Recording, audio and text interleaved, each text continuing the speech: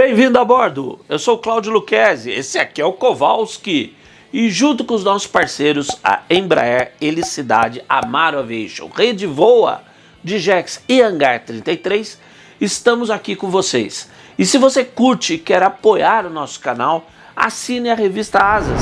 E aí você tem também o complemento perfeito de informação, história e cultura. E se quiser pode fazer a sua doação através do Valeu aqui no YouTube. E não deixe, vai lá, de ir para aqui o vídeo, isso nos ajuda muito. E vamos lá porque pensar faz bem. Acidentes aéreos sempre atraem um enorme interesse de mídia. Não raro, inclusive, nos últimos tempos, com muita especulação, sensacionalismo e besteira. Mas, por outro lado, naquela brincadeira, quem nunca sentiu um ventinho gelado na nuca quando num voo comercial, sobretudo à noite, né? O avião deu aquelas sacudidas numa turbulência, ou no final pro pouso. Então, como você reagiria se ouvisse o capitão do seu voo dizer exatamente o título desse episódio? Cena de filme catástrofe, não é mesmo? Pois isso aconteceu, de verdade, num voo de um Boeing 747. Isso mesmo, num jumbo, num jumbo.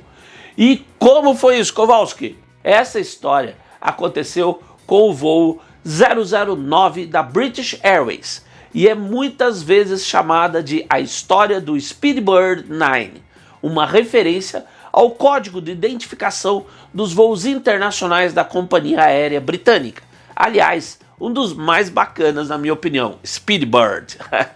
No caso, esse voo era do aeroporto de Heathrow, em Londres, até o de Auckland, na Nova Zelândia, e tinha escalas em Bombaim, na Índia, Kuala Lumpur, na Malásia, e Perth e Melbourne, na Austrália.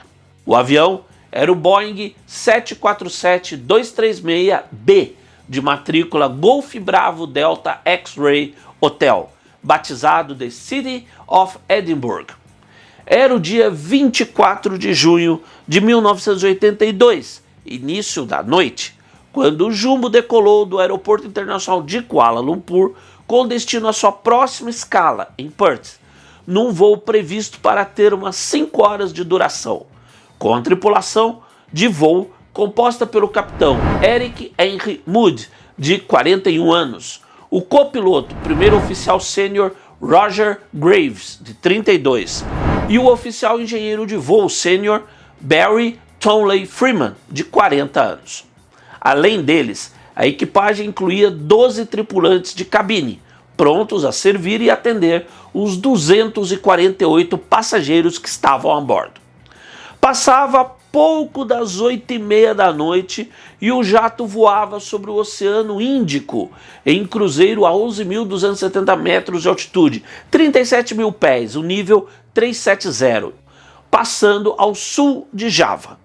Na cabine de voo, os tripulantes tinham acabado de fazer a sua refeição e Moody tinha saído para ir ao banheiro, e foi nesse momento que Graves chamou a atenção de Townley Freeman para algo estranho no para-brisas, que parecia com o chamado fogo de San Telmo, um fenômeno de luminosidade ligado à descarga de eletricidade na atmosfera.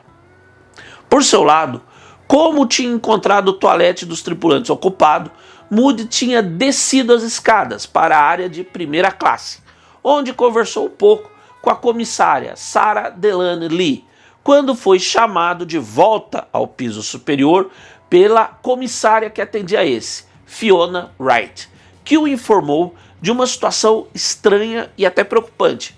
Parecia estar saindo um pouco de fumaça pelas aberturas do ar-condicionado no nível do piso. Uma fumaça com um cheiro meio desagradável, parecendo até uma coisa meio enxofre. Pensando nisso, Moody retornou à cabine de voo, onde deu de cara com o que parecia ser o mais intenso fogo de San Telmo que já tinha visto. E aí as coisas aconteceram muito rápido. O capitão tomou posição no seu assento e checou o radar meteorológico, mas esse indicava céu limpo à frente, nada de extraordinário. Afivelando o seu cinto, ficou satisfeito ao ver que, na sua ausência, seus dois colegas, agindo com correta precaução, tinham já acionado os sistemas antigelo dos motores e ligado o sinal de cintos travados para os passageiros. Mas então, Graves, olhando pelas janelas laterais, chamou a atenção para uma luminescência estranha ao redor dos motores, os 4 Rolls-Royce RB211, como se estes estivessem sendo iluminados por dentro, com um efeito meio estroboscópico. E ao mesmo tempo, o estranho fogo de San Telmo no para-brisas foi substituído por algo que Moody descreveu como se estivessem disparando rajadas de metralhadora com projéteis traçantes, sabe aqueles brilhantes, contra o para-brisas. E tudo isso foi tão rápido e tomou a atenção do capitão que ele nem havia comentado com os dois colegas da fumaça saindo pelo ar-condicionado, que ele tinha tomado como algo muito sério, e era mesmo, desde que Fiona tinha lhe contado. E antes ainda que ele pudesse falar disso, Tonley Freeman alertou para uma falha séria no motor número 4. E logo em seguida, o engenheiro de voo acusou falhas nos motores 2 e 3, e enfim, também o 1. Perdemos todos eles. Meses antes, em simulador, Moody tinha experimentado a perda simultânea dos 4 motores num 747. Mas na ocasião, o motivo havia sido uma falha total nos geradores. Isso em simulação, né? Deixando o avião apenas com o sistema elétrico de backup. Numa situação dessas, os instrumentos no painel do copiloto iam falhar, assim como haveria problemas com a iluminação na cabine de voo. E nada disso estava ocorrendo. Por outro lado, no painel do engenheiro de voo, os indicadores dos motores mostravam dados confusos e que não faziam muito sentido, como uma temperatura excessiva no interior desses. Diante disso tudo, Moody aceitou a sugestão de Tonley Freeman de cortar todos os 4 motores e mandou que Graves emitisse uma mensagem de emergência. Jakarta, Jakarta, Mayday, Mayday, Speedbird 9, nós perdemos todos os 4 motores, estamos deixando o nível 370. Eram 20h44 da noite, horário local. Agora, imagina qual a probabilidade dos 4 motores de um 747 darem pane quase ao mesmo tempo num voo já a grande altitude, estabilizado e numa noite de tempo limpo. Mas era isso, voando sobre o mar estavam 100 motores. O 747 tinha virado um planador de 350 toneladas. Como qualquer avião, um 747 tem sim uma razão de planeio, que no caso é de 15:1, ou seja, para cada 15 quilômetros percorridos, ele perde 1000 metros de altitude. Então, rapidamente, sob o comando de Moody, sabendo que estavam em cruzeiro a 11.000 metros, logo calcularam que tinham uns 23 minutos de voo planado, o que significava conseguirem percorrer uma distância de quase 170 quilômetros, precisamente 91 milhas náuticas. Por outro lado, no controle aéreo em Jakarta, o cara que recebeu o Mayday não era lá o melhor em inglês e entendeu que o avião estava com o motor número 4 inoperante. Só ele. O tamanho da emergência só ficou claro após a tripulação de um voo da Garuda Indonesia Airways, que estava nas proximidades e tinha ouvido a mensagem, esclarecer ao controle que o Speedbird 9 estava sem seus 4 motores. Mas, apesar do esclarecimento e da tripulação de Moody ter colocado o transponder da aeronave na frequência de emergência 7700, o controle de Jakarta não conseguia localizar a posição exata do avião no seu radar. Enquanto isso, na cabine de voo, Moody e sua tripulação tinham decisões críticas a tomar. Não queria estar no lugar deles, cara, na boa. Junto à costa sul de Java, existem montanhas altas, exigindo um voo de pelo menos 3.500 metros para se ter segurança de transpor a costa da ilha nesse ponto. Então, os três chegaram à decisão de que, se o jumbo não estivesse a pelo menos 3.700 metros ao chegar no litoral sul de Java, iriam fazer uma curva, se afastando de terra e tentariam um pouso de emergência no mar. Meu Deus! O que, só para constar, nunca tinha sido feito, sequer tentado, com um 747. Ao mesmo tempo, embora estivessem totalmente fora do envelope de altitude recomendado para tal procedimento, tentaram religar os motores, sem resultado. E foi nessa altura que Moody, como capitão, se sentiu no dever moral de informar a situação aos passageiros. Mas olha só, o cara era inglês, na fleuma e no humor. Então, com a mesma entonação de voz com que normalmente informaria o horário previsto do pouso em Perth, ele disse o seguinte, abre aspas, senhoras e senhores, aqui é o seu capitão falando. Temos um pequeno problema. Todos os 4 motores pararam. Estamos fazendo todo o maldito máximo para fazê-los funcionar novamente. Eu acredito que vocês não estejam em muito perigo. Cara, nem Churchill teria feito melhor. E, como muitos classificam, e eu concordo, uma brilhante obra-prima do eufemismo. Fala a verdade. Que cara mais engraçado. E a mensagem do capitão foi no momento certo, tá? Porque com os motores sendo necessários ao sistema de pressurização da aeronave e com todos esses parados, a pressurização foi caindo e provocando então o acionamento das máscaras de oxigênio. Aquelas que você deve colocar em você antes de tentar ajudar alguém. Só que na cabine de voo, a máscara de Graves estava com defeito. Cara, a lei de Murphy não perdoa, né? Fala sério. E o Speedbird 9 descendo no escuro céu noturno sem motores. E até para não perder Graves, Moody decidiu então forçar uma descida mais rápida, a 1.800 metros por minuto, até uma altitude em que todos a bordo conseguissem respirar sem as máscaras. Nessas alturas, desde o sutil anúncio do capitão, os passageiros sabiam o que estava rolando. E aí, imagino que pensaram ao sentir o avião mergulhar com mais velocidade. E nessa época não tinha smartphone, ok? Nem nada. Não dava para gravar um áudio, um vídeo, enfim, uma despedida. Muitos passageiros pegaram então o papel que estivesse à mão e a caneta ou lápis acessível e rascunharam suas despedidas aos entes queridos. O jumbo estava já a uns 4.100 metros. Moody ia ter de decidir entre cruzar as montanhas da costa e buscar pouso em Jacarta ou virar para aquele pouso de emergência no mar. Por várias vezes tinham tentado religar os motores sem sucesso. Mas então, para surpresa dos três na cabine, o motor número 4 religou. Eram quase 9 da noite. Voando monomotor, Moody conseguiu reduzir a razão de descida do jumbo. Então, uns minutos depois, conseguiram religar o 3. O Speedbird 9 conseguiu ganhar um pouco de altitude.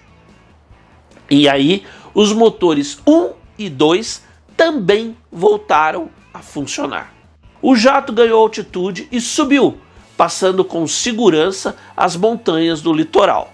Mas, quando se aproximava de estar de volta à sua altitude de cruzeiro, Moody e seus 2 colegas da cabine de voo viram novamente aquela luminescência estranha no para-brisas e o motor número 2 voltou a ter problemas e teve de ser desligado.